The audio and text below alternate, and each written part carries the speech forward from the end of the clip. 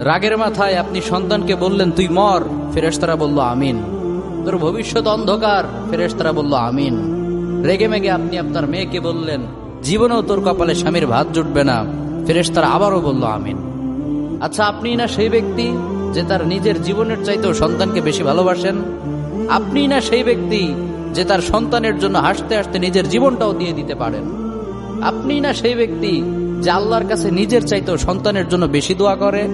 তাহলে কি করে নিজের হাতে নিজের সন্তানের এত বড় ক্ষতি করতে পারলেন? Doesn't make any sense. Common sense বলতে কিচ্ছু নাই আপনাদের? আপনারা কি জানেন না আপনাদের রাগের মাথায় বদদোয়া করাগুলো ফেরেশতারা আমিন বলে?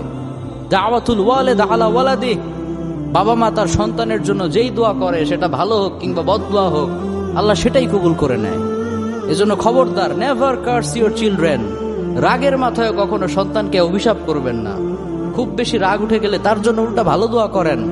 কাবা শরীফের একজন ইমাম আছে, ইমাম আল কালবানি, তার মায়ের যখন প্রচন্ড